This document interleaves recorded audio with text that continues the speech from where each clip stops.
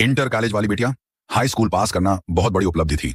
पढ़ने का शौक तो खूब था, इसलिए हाई स्कूल के बोर्ड की परीक्षा पास करने में दिन रात मेहनत की थी। हर कोई कहता था कि यह कठिन मेड़वा है, ई पार हो जाई तब कोनो दिक्कत ना हुई।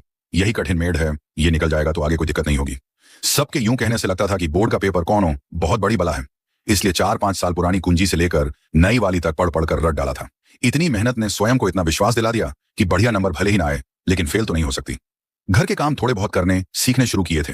माँ भी घर के कामों का बहुत बोझ नहीं डालती थी और आयु व समझदारी दोनों ही कम थी, इसलिए माँ की इतनी जिम्मेदारी समझ में नहीं आती थी। लेकिन छोटे छोटे काम करके माँ का हाथ भंटाया करती थी।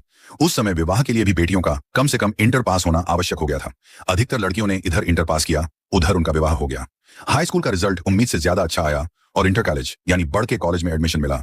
गांव से निकलकर कस्बे में जाकर पढ़ाई करने का मौका मिला। इंटर कॉलेज भले ही कस्बे में था, लेकिन गांव से ज्यादा दूर नहीं था। साइकिल से बहुत सी लड़कियां जाया करती थीं, इसलिए पेपर के बाद की छुट्टियों में जी जान लगाकर साइकिल सीखा। 2-4 बार गिरकर कोहनी, घुटना फोड़ने, छिलने के बाद आखिरकार इतना तो सीख ही गई कि कॉलेज जा सके। नई कॉपी, किताब, यूनिफॉर्म, जूते, बस्ता मिला। साइकिल तो पुरानी ही मिली, लेकिन नए कॉलेज जाने की खुशी खूब मिली। नया कॉलेज, नई लड़कियां, शिक्षिकाएं, नई, सब कुछ स्वप्न सा लग रहा था। पहले दिन सकुचाई सकुचाई सी रही।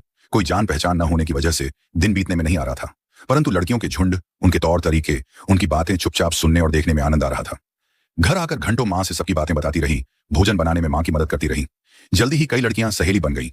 आसपास के गांव से जाने वाली लड़कियों का कॉलेज जाने में साथ मिल गया। अब वो बड़ी और समझदार हो रही थी। अब रसोई में माँ का सिर्फ हाथ नहीं बटाती थी, बल्कि पूरी रसोई संभालती थी। सुबह उठकर जल्दी जल्दी चौका बर्तन करके सबके लिए चाय, दाल, चावल, रोटी, सब्जी सब बनाकर जिन्हें खाना होता था उन्हें खिलाकर तैयार होकर साइकिल लेकर कॉलेज चली जाती थी। कॉलेज से वापस घर लौटकर आने के बाद भी सारे बर्तन समेट कर मांजती, सारे घर में अच्छी तरह से झाड़ू लगाती, भोजन बनाने के लिए लकड़ी कंडा लाकर सुबह शाम दोनों समय के लिए रसोई में रखती, सब्जी काट धोकर रखकर फिर धनिया पत्ती इत्यादि लेने के लिए थोड़ी देर के लिए खेतों की तरफ निकल जाती।